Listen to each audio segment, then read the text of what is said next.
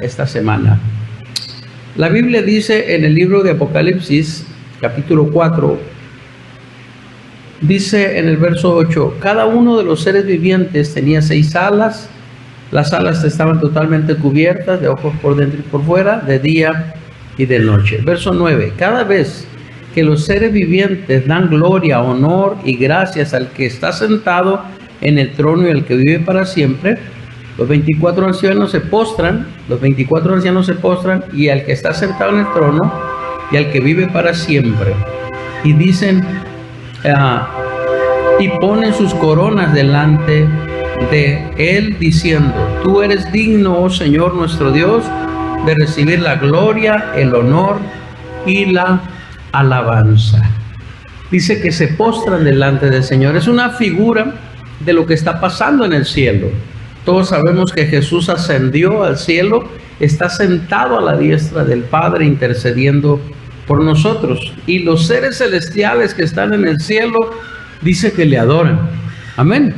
Esa entrada triunfal de Jesús en el cielo me recuerda lo que he leído de aquellas grandes batallas de los grandes reyes de Israel cuando regresaban de la batalla.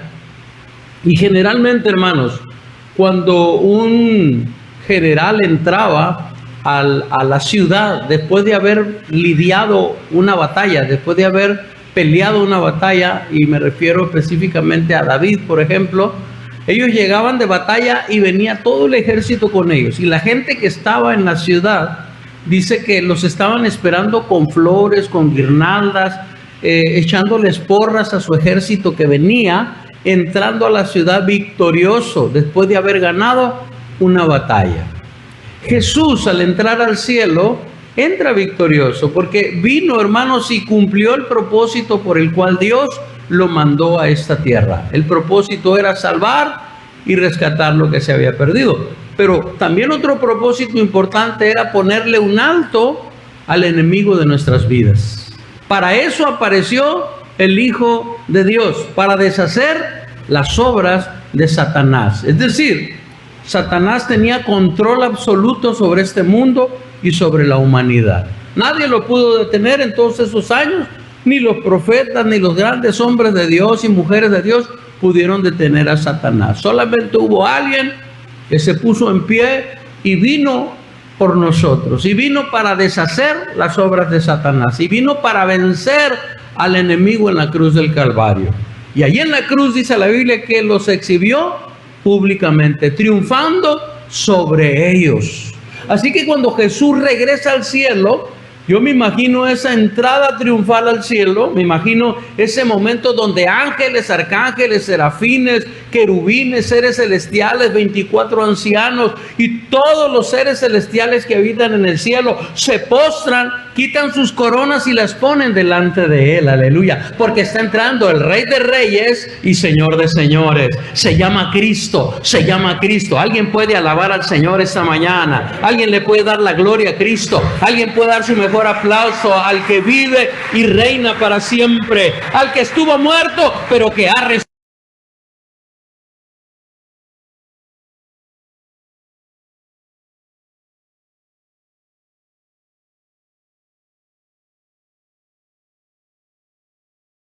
Ese es el Cristo que adoramos.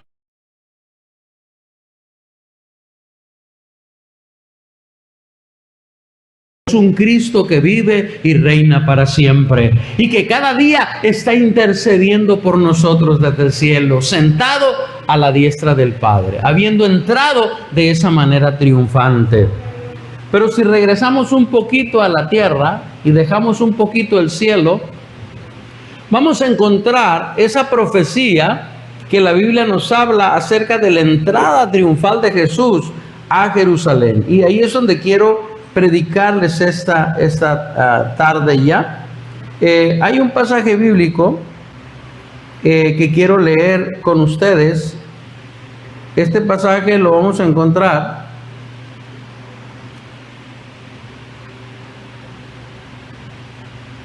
en el libro de Zacarías, capítulo 9. No sé si podemos ponerlo acá en pantalla. Vamos a ir al verso 9. 9:9 de Zacarías. Aleluya. Todavía estamos aquí, hermanos. Amén, aleluya, gloria a Dios. Dice la Biblia en el nombre del Señor: alégrate, oh pueblo de Sión. Grita de triunfo, oh pueblo de Jerusalén. Mira, tu rey viene hacia ti. Él es justo y victorioso. Él es humilde y viene montado en un burro, en un pollino, montado en una cría de asna o de burra. Algunas versiones manejan ese lenguaje.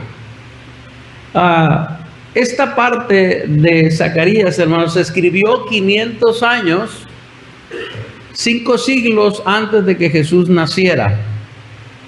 Ya se estaba dando la profecía de aquel que iba a venir e iba a entrar a Jerusalén triunfante sobre un pollino. Recuerdo una hermana que se acababa de convertir, tenía poco en la iglesia, y ella leyó el pasaje y dijo: y vino Jesús montado en un pollito. Y todos nos quedamos así. A ver, hermana, lea bien. Y vino Jesús montado en un pollino. Ah, pollino. No era pollito, ¿verdad?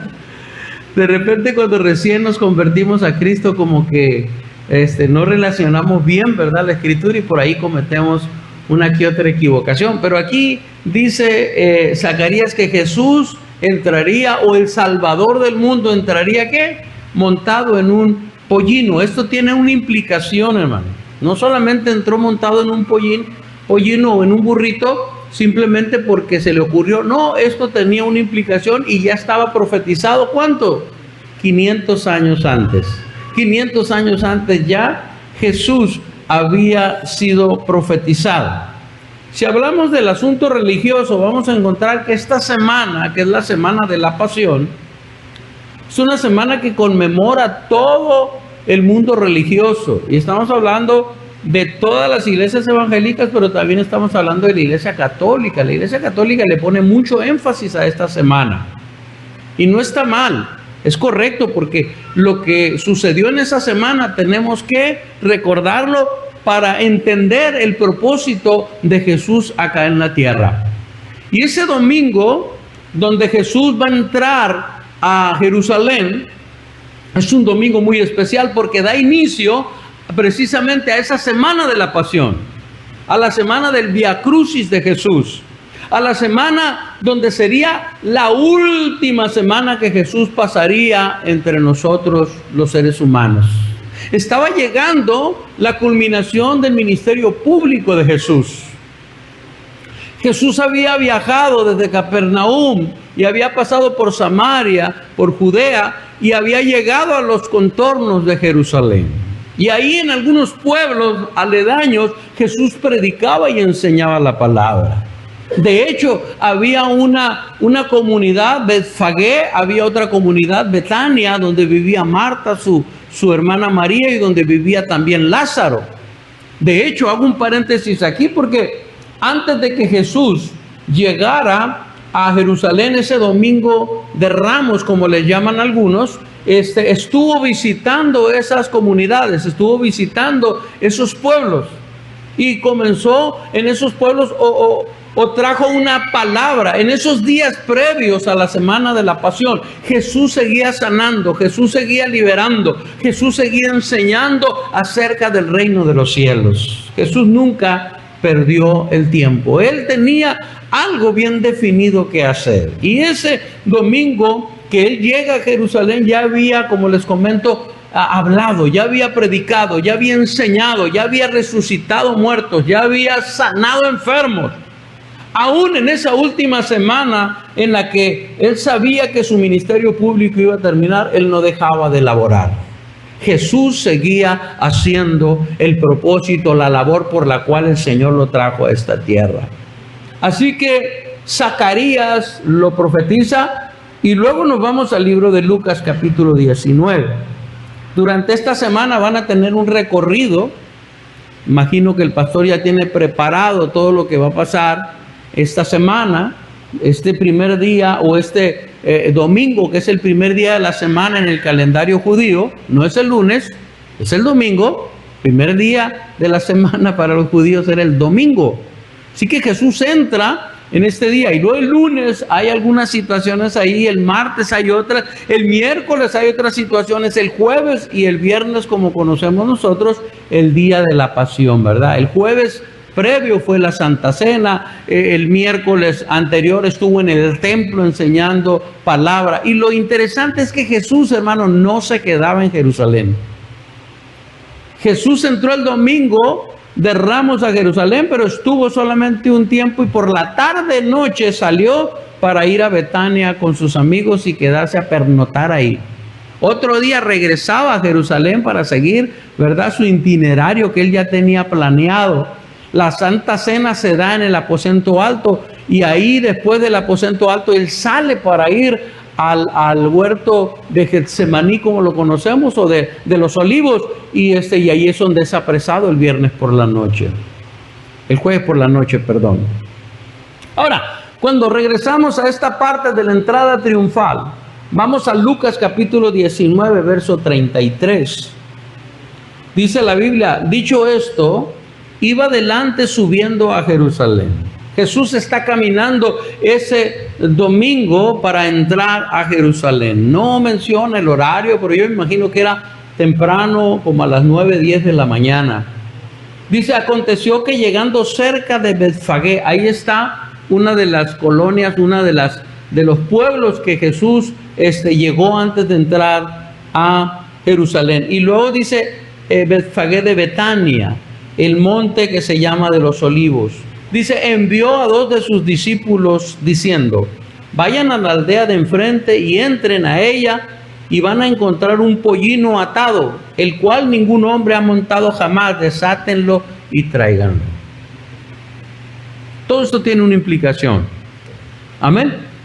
Llega, dice, antes de entrar a la ciudad tiene que pedir una cabalgadura.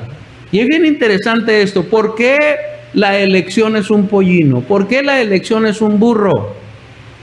Había un canto antes, no sé si usted lo escuchó, pero el canto decía: no es a ti, burro, es al que va arriba de ti. Porque aplaudían y el burro decía: no es a ti, burro, es al que va arriba de ti. ¿Y quién iba arriba del burro? Jesús. A ver, resulta que el burro creía que le estaban aplaudiendo a él, ¿verdad? No, le estaban aplaudiendo a Jesús. Cuando Jesús llega, hermanos, a ese lugar, dice: vayan, pero es interesante lo que dice aquí el pasaje. Vayan, dice, y van a encontrar un pollino, van a encontrar un burrito atado, el cual, dice, ningún hombre ha montado jamás. Tenía que ser una cabalgadura que nadie había montado, porque el que iba a subirse a esa cabalgadura era el Rey de Reyes y Señor de Señores. Y Jesús no es segundo, ¿verdad? Siempre es primero. Aleluya. En nuestro corazón Jesús debe ser el primero. ¿Cuántos dicen amén? Amén. Amén, aleluya. Jesús el primero. Aleluya. Van a hallarlo atado. Dice: no lo ha montado ningún hombre. Desátenlo y tráiganlo. Verso 31. Dice: y si alguien os preguntare, ¿por qué lo desatáis? Le van a responder así: porque el Señor lo necesita. Porque el Señor lo necesita. Dice 35: y lo trajeron a Jesús, y habiendo echado sus mantos sobre el pollino, subieron a Jesús encima. Me detengo un momento ahí. Recuérdense sobre los grandes guerreros que venían de la batalla. Ellos venían montados en un caballo, no en un burro. Porque venir montado en un caballo significa que triunfo de un capitán, triunfo de un hombre grande. Y ellos traían el mejor corcel, traían el mejor caballo, porque ellos querían lucir, ¿verdad? Como el general que ha triunfado, y que ahí trae también a sus esclavos, ¿verdad? O a los que fueron capturados en la batalla.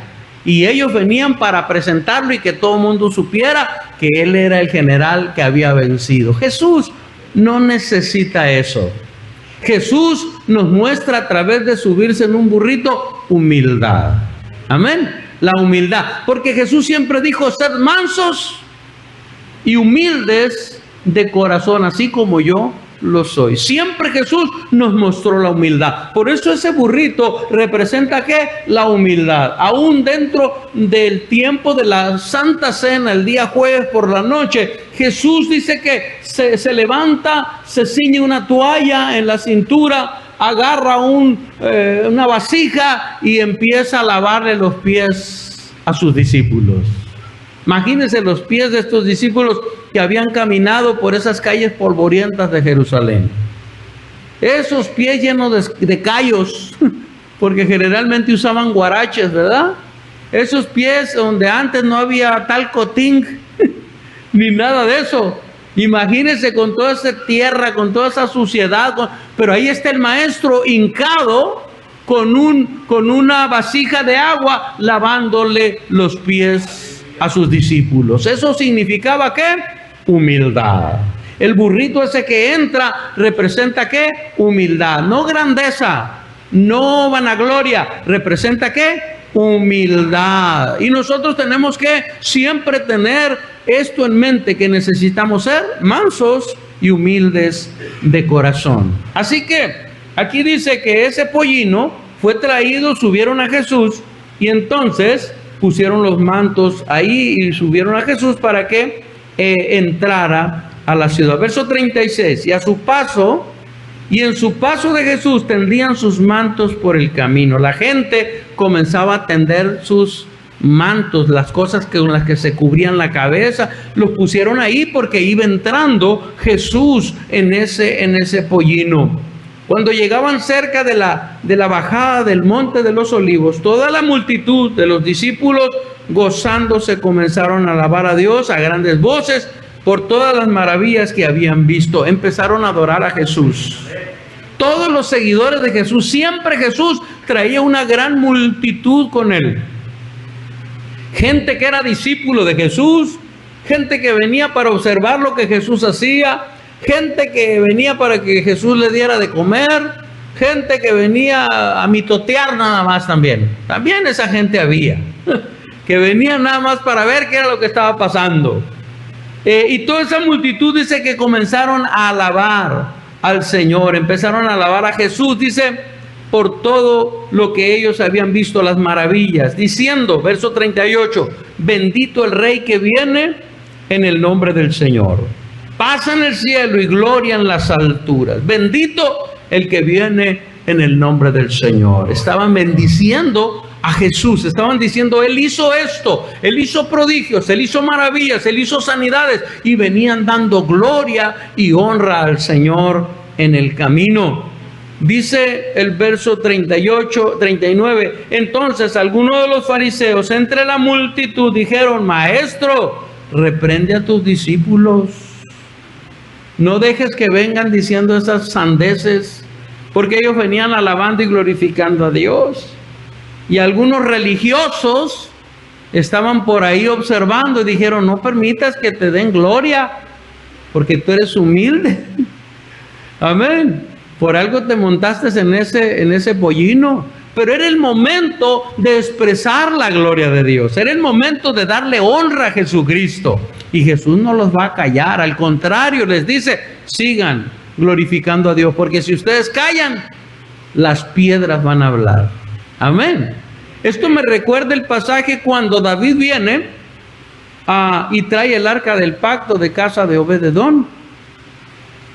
Y entonces cuando van llegando a la ciudad, dice que su esposa Mical le grita y le dice, hey, ¿cómo es posible que vengas entre el vulgo si tú eres el rey? Y David venía danzando y venía cantándole al Señor. Pero siempre no el religioso, siempre las personas negativas. Déjate de cosas, sube acá arriba al terrado conmigo. Ahí estaba arriba en el palacio la mujer, ¿no? ¿Y qué hizo David?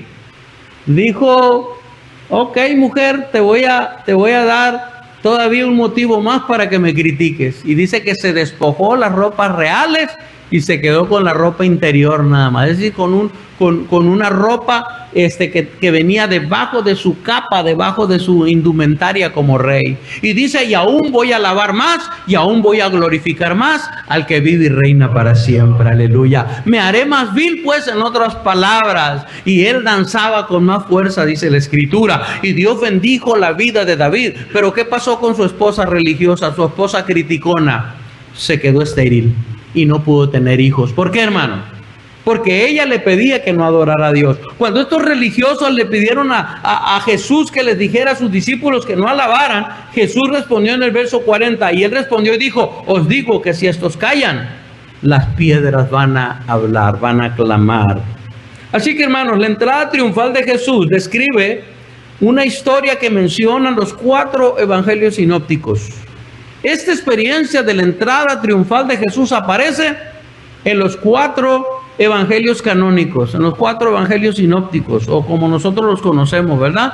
Los primeros evangelios en el Nuevo Testamento. Mateo, Marcos, Lucas y Juan, de los cuales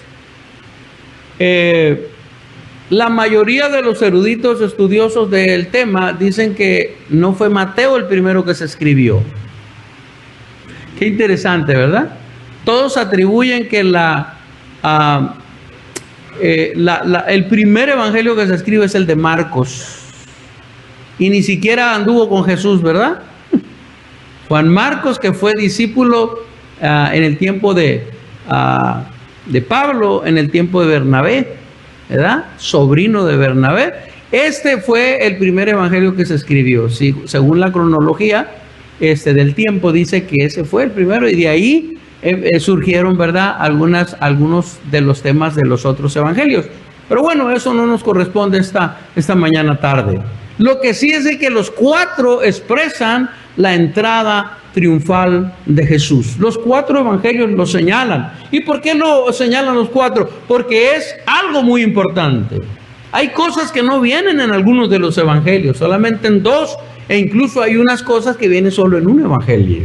Pero esto, como era algo crucial, como esto tenía que darse a conocer a toda la humanidad, entonces aparece en los 4 evangelios. Porque la entrada triunfal de Jesús, hermanos, enseña que Jesús ha estado por casi 3 años y medio en su ministerio, en su ministerio público, y ahora está a punto de lograr el propósito por el cual vino a esta tierra. El propósito primordial no fue sanar enfermos, no fue liberar endemoniados, no fue levantar a los muertos, no fue liberar a gente que estaba en opresión. No era su función principal. Él vino para salvar y rescatar lo que se había perdido. Esa era la función, ese era el propósito del Maestro: venir y pagar en la cruz del Calvario por nuestros pecados, pagar por cada uno de nosotros que estábamos perdidos. Pero que un día el Señor nos encontró, nos miró con ojos de amor, miró la condición en la que nos encontrábamos, y dice la Escritura que Él extendió su mano. Aleluya. Amén. ¿A cuántos el Señor los rescató de una vida negativa, de una vida perdida? A muchos que estamos aquí. Otros a lo mejor nacieron en el Evangelio, pero aún así necesitaron tener un encuentro con el Maestro para que su vida fuera transformada, fuera cambiada. La entrada triunfal a Jerusalén, Jesús le está diciendo a través de este simbolismo a Satanás: llegó tu tiempo, que se te acabe la oportunidad de seguir haciendo daño. Esa semana Satanás, hermanos, tenía su última oportunidad. Yo escuché en una ocasión ¿cómo se llama? Una anécdota. Dice que estaba un juego de béisbol y resulta que vinieron los apóstoles y vinieron los profetas, y el Satanás los ponchó a todos. Y luego aparece en la escena Jesús con su bat de béisbol y se para en el home. Y ahí está Satanás pichándole, y hace un swing y hace otro swing. Y luego ya lo tenía prácticamente en la lona, ¿verdad?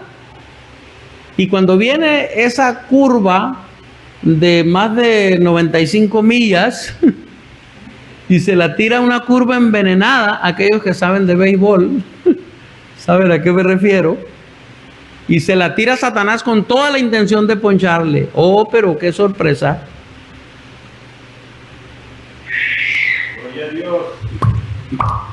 Se oye el golpe del bate en la pelota y la pelota se va y se va y se va y se fue. Jonrón metió el Señor. Nadie pudo a Satanás batearle, solamente Cristo. Amén. Amén, Cristo. Dale un aplauso a Cristo, porque Él, aleluya, pudo lograr lo que nadie logró. Nadie pudo darnos salvación. Solamente había una sangre que podía ser suficiente para perdonar nuestros pecados. La sangre de un cordero inocente, de un cordero sin mancha y sin arruga. Se llamó Cristo. En su momento, Él entregó su vida ahí esa semana de la pasión para mostrarnos su amor. Dio hasta la última gota de su sangre. Nos mostró su amor en un sacrificio vivo. Aleluya. No solamente nos vino a acompañar, no solamente vino para estar con nosotros, no solamente vino para mostrar su poder, vino para que Satanás supiera que sus obras se habían terminado. Para eso apareció el Hijo de Dios, para deshacer las obras de Satanás, para quitar ese yugo, para quitar esa cadena que nos tenía opresionados y sujetos a Satanás y al pecado. Esto del pecado, hermano, que nadie podía vencer en todos los siglos, en los 4,000 años o en todos esos siglos en los cuales Satanás tuvo el poder, esos años, esos 4,000 años estuvo sujeto el hombre. Nadie podía hacer nada, pero apareció Jesús. Apareció Jesús. Y Satanás nos tenía nosotros engañados, nos tenía sujetos al pecado, nos tenía con una cadena. Por eso dice Pablo en el capítulo 7 de Romanos: lo que no quiero hacer, eso hago. Encuentro una ley dentro de mí, dice, que me sujeta y que yo quiero hacer las cosas buenas, pero esa ley del pecado me sujeta y lo que no quiero hacer, eso termino haciendo. Lo declara en el capítulo 7 Pablo, hablando de la condición de la carne, hablando de la condición del ser humano que no puede vencer la tentación, que no puede vencer el pecado. Pero en el capítulo 8, Pablo expresa esa relación, ese encuentro que se ha tenido con Jesús, y entonces dice: ahora los que estamos en Cristo, los que ya no vivimos conforme a la carne, sino conforme al Espíritu, ninguna condenación hay para nosotros. Amén, hermano. Porque ahora Cristo nos da la victoria a través de ese sacrificio en la cruz del Calvario. Aleluya. Alguien puede alabar a Dios. Alguien puede bendecir a Dios esta mañana, tarde. Dale la gloria a aquel que venció. Aquel, aleluya, que dio su vida por ti y por mí en la cruz del Calvario. Entrada triunfal en el cielo, también en Jerusalén. No voy a ir más allá en el asunto de Jerusalén, porque luego lo van a ver acá con el pastor y con las participaciones que van a venir, no sé, en los días subsecuentes, incluso el día jueves que van a tener no sé si el viernes va a ser las 7 palabras o el jueves. Ok, Santa Cena y todo eso lo van a tener y ahí van a ver más detalles. Pero a lo que voy, la entrada triunfal, eso es lo que me interesa, porque es lo que está sucediendo un día como hoy, es un domingo de Ramos. Para el calendario, el que nosotros manejamos, hermanos, el calendario solar o el calendario lunar, ¿verdad? Siempre la semana mayor como que se mueve, ¿se dan cuenta? Entre el 21 de marzo y el no sé qué tanto de abril. Y de repente la semana mayor como que cae en marzo, fines de marzo, y ahora va a caer, pues está cayendo, ¿cuánto estamos ahora? 29 de marzo, ¿verdad? El año pasado cayó ya en abril, y ahí como que se empieza a mover por el calendario lunar, porque así se mueven, ¿verdad?, en esa línea. Para nosotros fue ese domingo de Ramos el importante. No importa si fue antes o después, eso no tiene relevancia. Lo importante es que Jesús cumplió con su cometido. Que Jesús vino, cumplió todo, es el propósito del Señor. Y cronológicamente se fue dando. Lo que se profetizó 500 años atrás, ahora Jesús lo está cumpliendo. Pero bueno, ya tuvimos esa entrada a Jerusalén. Ahora, si lo aplicamos a nosotros en nuestro contexto como iglesia de Dios en pleno siglo XXI, después de más de 2000 años que pasó esa entrada triunfal de Jesús, esta es una fecha muy importante para nosotros, pero también podemos recordar en esta entrada triunfal cuando Jesús entró a tu corazón. Amén. ¿Alguien se acuerda el día que se convirtió? Yo me acuerdo el día que me convertí. ¿A qué horas? ¿En qué año? Y todo yo lo recuerdo como si fuera ayer. Yo me convertí un 8 de abril de 1982, como eso de las 8 de la noche. Amén. Ahí ese día, esa noche, ese momento, yo estaba aceptando a Jesús como Salvador. Tenía 15 años de edad. No saquen cuentas. 15 años de edad, hermano. Y yo esa noche me encontré con Jesús. Y esa noche yo le abrí la puerta de mi corazón a Jesús, para que Él entrara a mi vida y que entonces Él fuera el rey de mi corazón. Aleluya. Yo estaba prisionero al pecado y a la maldad. A la edad de 15 años, hermano, me tocó vagancia. Yo vivía en la ciudad de Tijuana. Ya voy a terminar con este testimonio. Desde los 8 años, desde la primaria, yo estaba en pandillas, estaba en vagancia. Había quedado en una familia disfuncional, porque mi padre y mi madre se separan cuando yo tengo 6 años. Yo estudié en 5 primarias. Imagínense qué fichita. Y en la secundaria era un vago tremendo, que a los muchachos les pedía piso. No sé si entiendan esa frase. Peleaba, tenía rencor en mi corazón. Mi padre fue un hombre golpeador, fue un hombre perverso, malvado. A los 6 años yo estaba ya pensando y prometiéndome matar a ese hombre cuando yo fuera grande. Se da cuenta toda la amargura y todo lo que venía en mi corazón. Y a la edad de 15 años era líder de una de las pandillas ahí. Y esa noche estábamos en una trifulca en uno de los barrios ahí del Pato, le llaman ese barrio. Y ahí éramos como unos 60 jóvenes golpeándose unos contra otros. Y llegan las patrullas y a correr. Y un amigo y yo corrimos y nos escondimos detrás, adivine de dónde, de una iglesia evangélica.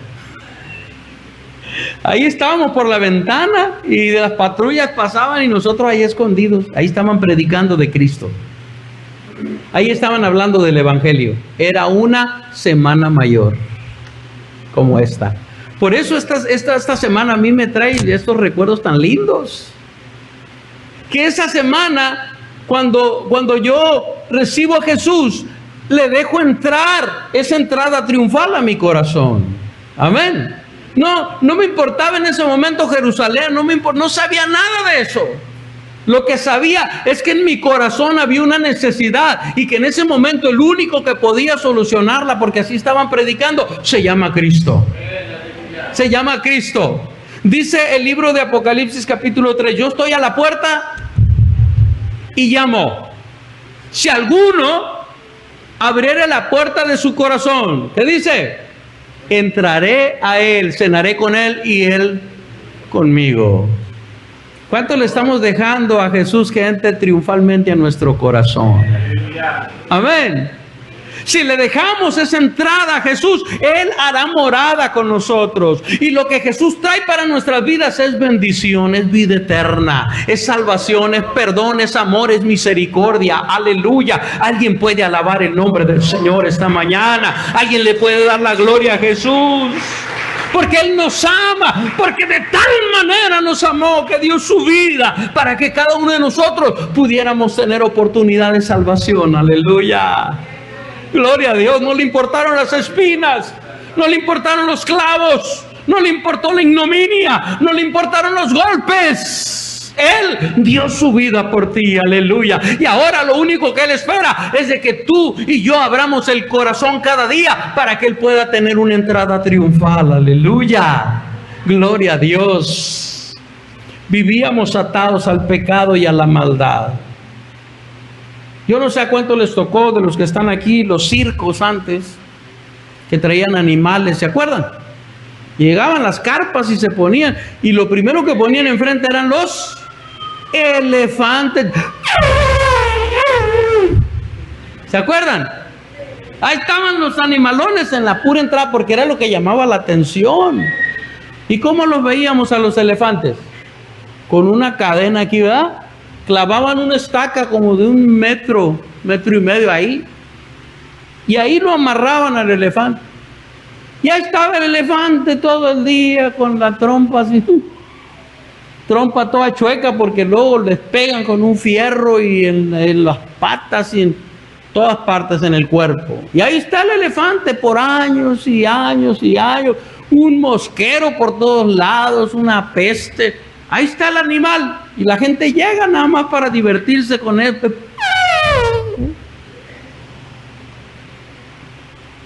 Pobre animal. Y pasan los años y pasan los años y el animal sigue atado.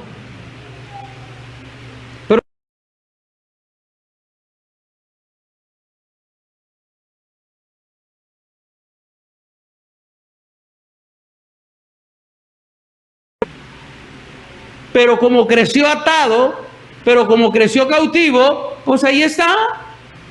Lo golpean, le hacen lo que quieren, lo ponen en exhibición, lo maltratan y él sigue ahí porque está atado, nació atado y va a permanecer atado. Así estaba nuestra vida, mis hermanos, atada por el pecado y hacíamos lo que no queríamos hacer. ¿Usted cree que el drogadito se quiere drogar? ¿Usted cree que el matón quiere seguir matando? ¿Usted cree que la gente mala y perversa quiere hacer eso? No, ellos dicen no, pero Satanás dice sí, porque eres mi esclavo y lo vas a hacer.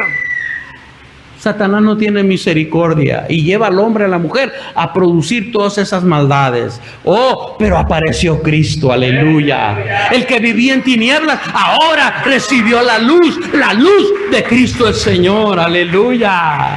Amén. Y nos liberó y vino y sacó esa estaca que nos tenía sujetos. Y ahora somos libres. ¿Cuántos han sido llamados a libertad? ¿Cuántos somos libres en Cristo Jesús? Libres para amar, libres para hacer las cosas, libres para evangelizar, libres, aleluya, para vivir en familia, en unidad, en amor y en misericordia, aleluya.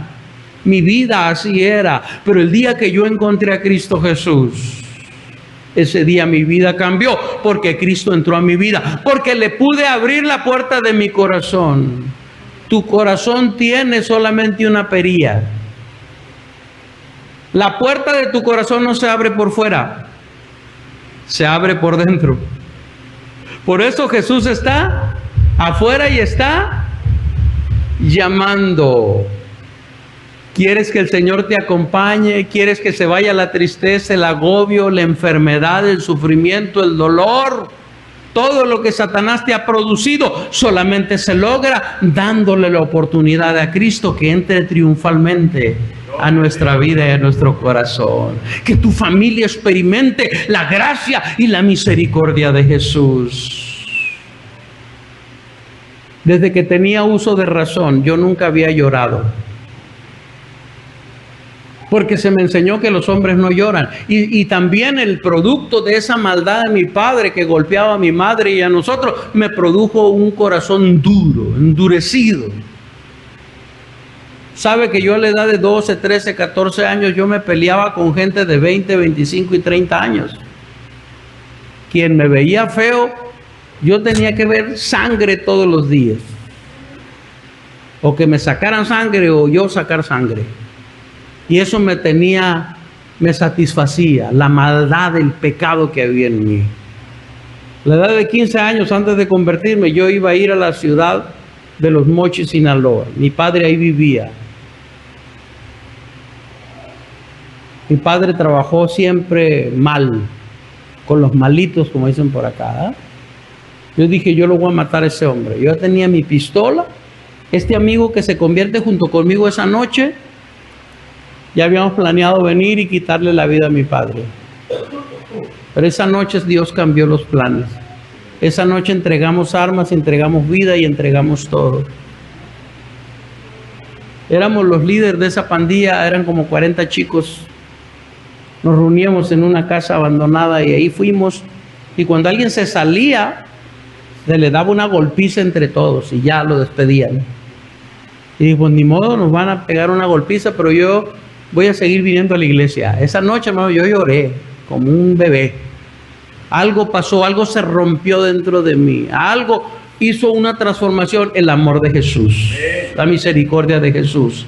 Le permití entrar. Él entró triunfante a mi vida. Y sabe, hermano, esa noche yo decidí seguir a Cristo. Yo decidí abrirle la puerta de mi corazón y que Él cumpliera su propósito en mi vida entrando triunfalmente. Y hasta el día de hoy, después de 44 años, sigo siendo un cristiano que no me arrepiento de haber aceptado a Cristo. Al contrario, le doy gracias a Dios porque Él me miró con ojos de amor. De lo más vil y menospreciado, Dios me levantó. 38 años ahora como pastor. Jamás pensé que yo podía ser pastor. Pero aquí estoy, por gracia, por misericordia y porque decidí abrirle la puerta de mi corazón a Jesús. Aleluya. ¿Cuántos quieren que Jesús entre y siga entrando cada día de una manera triunfal a tu vida y a tu familia? Póngase de pie en esta tarde y vamos a orar. Y vamos a decirle, Jesús, te necesitamos. Señor, queremos que esa entrada triunfal se dé en mi vida.